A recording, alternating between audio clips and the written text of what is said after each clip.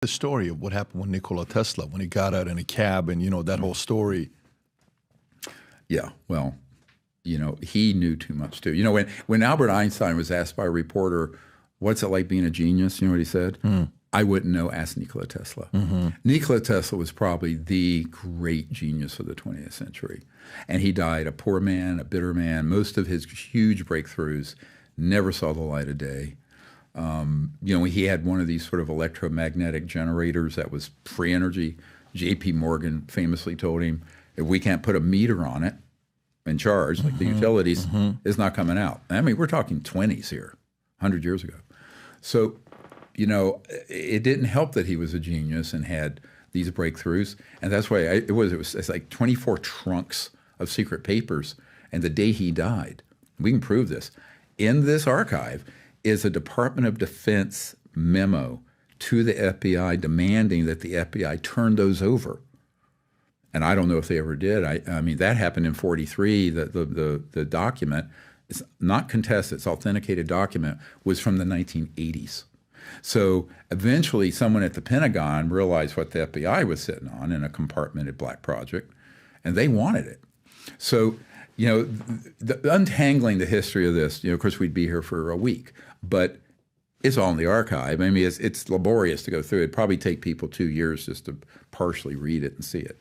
But, I just want to say one thing that's missing out of the archive is that I've done, I think it's about 20 intelligence briefings that are being rewritten with links that aren't in the archive yet. That'll be the first category. Right now there are 13, so it'll be 14 with this one. And it will relate to each of the categories: crash retrievals, military whistleblowers, technology, the black budget of the United States. We'll put the link below to go. So go back to Nikola, though. So what happened that day? New Yorker, he's getting out the hotel.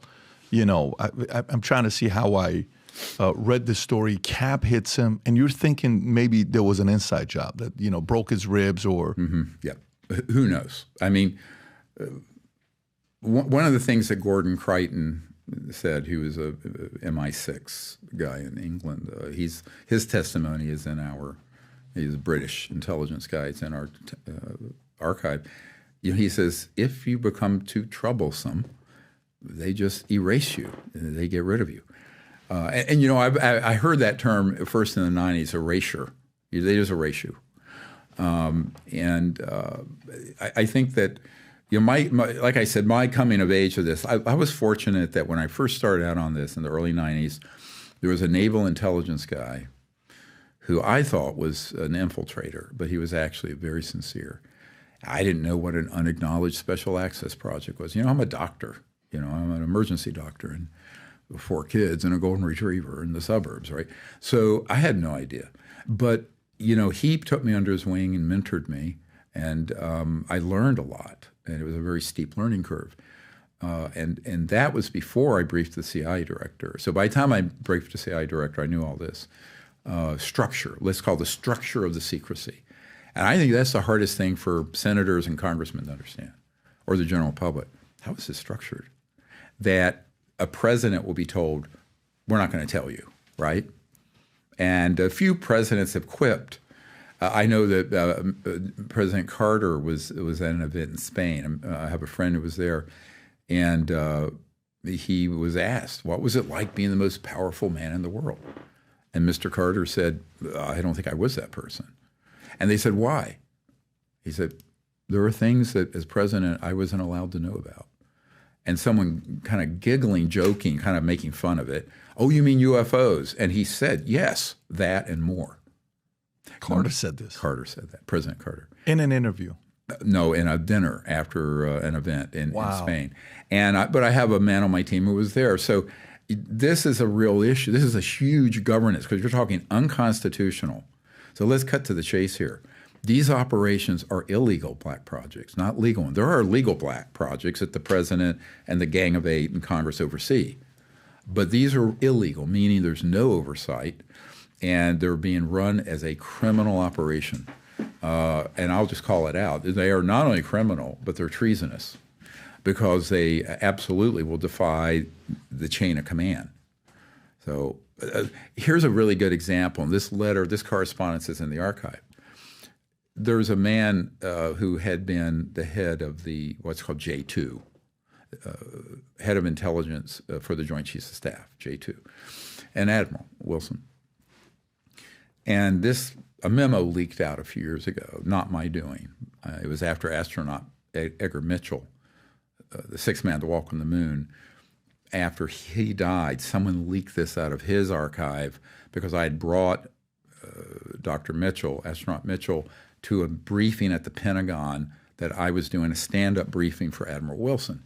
And Admiral Wilson was very sincerely wanting to find out about what was going on with this issue.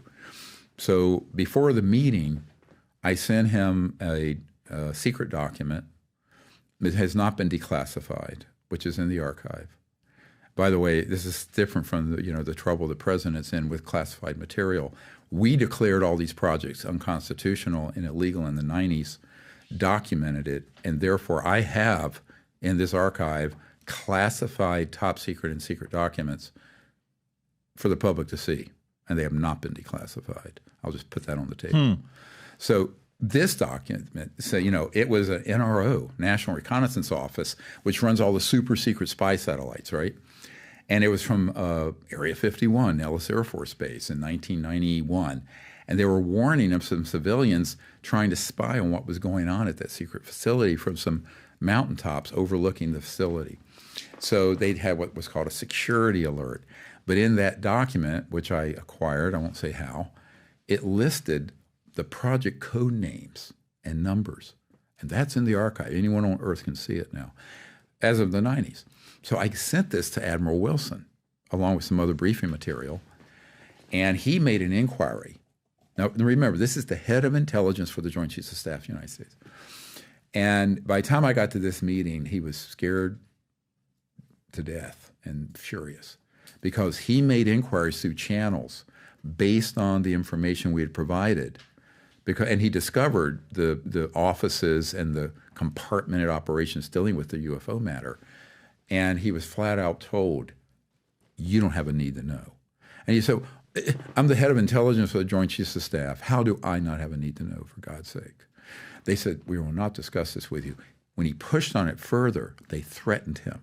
And they also threatened with taking a star off his lapel, a demotion to retire him, where he would lose a big pay cut in retirement. So that is a fact. Now, the same thing happened to the head of the Defense Intelligence Agency. Google it.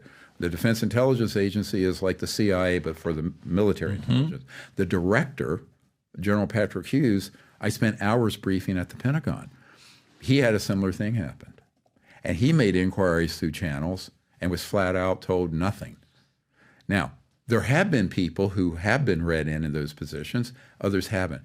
Why do some CIA directors or J2 or whoever know and others don't? What we talked about a moment ago.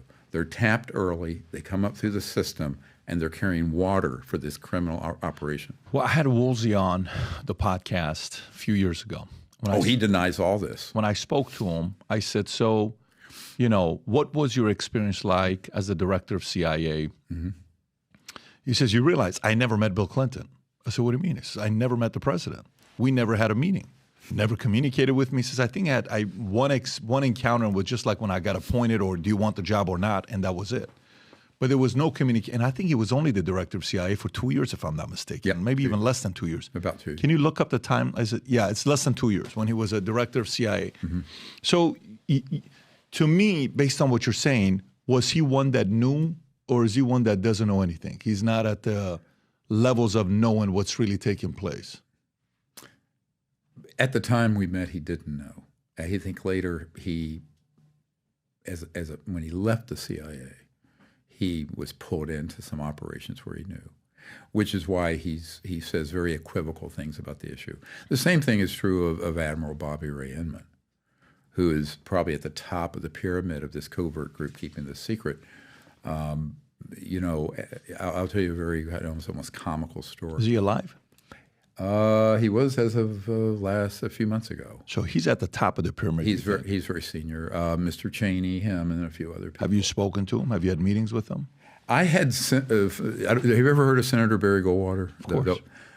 Well, he was hugely interested in what we were doing. He was Goldwater, and I went out to his place in Scottsdale. And what year was that? it was in the 90s, and he was friends with Admiral Inman, and so Senator Goldwater was always trying to find out about this. Even when he was running for president, he was chairman of various committees in the Senate, and John McCain took his seat. So I'm sitting at his house, and Senator Goldwater, starts saying, well, I'm giving him all the information I have, and he tells me two very interesting things. He said, I was never briefed on this, even as the nominee for president or as the key members of the Senate Armed Services or Intel, never. He says, but I knew it was real because he had been he was in World War II. Then he became a general reserve in the Air Force Reserve. When he was a general in the Air Force Reserve, he asked General Curtis LeMay. They used to call him Bomb Them Back to the Stone Age LeMay because he was advocating using nuclear weapons in Vietnam, which is what actually cost Senator Goldwater the election in '64. But this is, of course, in the 90s, many years later. And Senator Goldwater says, look, I asked, he had heard that at Wright-Patterson Air Force Base, there was a name, he called it the Blue Room there. And he wanted to go there. And so he approached General LeMay, who I think at the time was chief of staff of the Air Force. And he says, I want to go there. And General LeMay turned to Senator Goldwater, and we're talking, and Senator Goldwater was told point blank by General LeMay that if he ever brought this issue up again, he would have been court-martialed out of the Air Force Reserves, and that he, General LeMay, could not even get into that area anymore. Now, so I said, here's a measure of the level of corruption and secrecy. Someone at that level of government, Senator Goldwater, conservative, Republican, pro-military, in the war, being denied access to this information. So, how many data points like that do you need? This is why I tell people, can I prove that these programs are unconstitutional, illegal? Absolutely, we can prove it. And so at that point, here's what really ought to happen. The Criminal Investigative Division of the Pentagon and the FBI should launch immediate criminal investigations into this. There's enough information. Who needs to? Well, for domestic, it'd be FBI. Okay. FBI is not going to do that. Well, not the criminal. I never say never. And the other would be the Criminal Investigative Division of the Pentagon, because there is enough proof of criminal activity and unconstitutional and treasonous activity to launch those. Now, this is what I've been saying to members of Congress in the last few years since they've started looking into this. I said, you guys are here rearranging the chairs on the Titanic as it goes down. You really need to understand and learn quickly that, you can make a request through the chain of command and you're going to be told nothing like Woolsey, nothing like General Hughes, DIA director, nothing like Admiral Wilson, and all the dozens of other people like that. And by the way, this pattern you can replicate in the United Kingdom, Australia, because I have had meetings with the Minister of Defense directors for Canada, Australia, and the United Kingdom. None of them were given access. And they all have told me, this never came, they never were told. And then subsequently, they would have learned that, there were operations right under their nose that were deep black, illegal operations. So this pattern is a dangerous pattern in terms of governance, but also for world security, national security, and the future of the planet and humanity. There's nothing good that comes from that kind of corruption. And so at some point, some people with real courage are going to have to step up to the plate. Or, frankly, we're going to hell in a handbasket very quickly on this planet. Excuse my language. But it's just we're not in a place where we can keep kicking this ball down the road. But that is typically what politicians want to do. They just want to kick the ball down the road. Like one admiral said, he says, I just want to retire from this command and retire at my place in Montana and go fishing. This is too much to take on. And this was a man who was the head of, in charge of CONUS, Continental United States Security.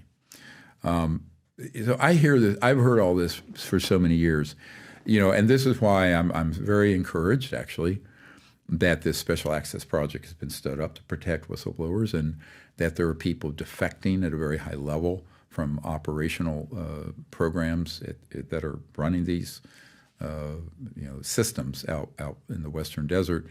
And separate from that, there's an entire group of special forces guys that I've been meeting with who are asking to eventually get authorized to strike these facilities. So if you like this clip and you want to watch another one, click right here. And if you want to watch the entire podcast, click right here.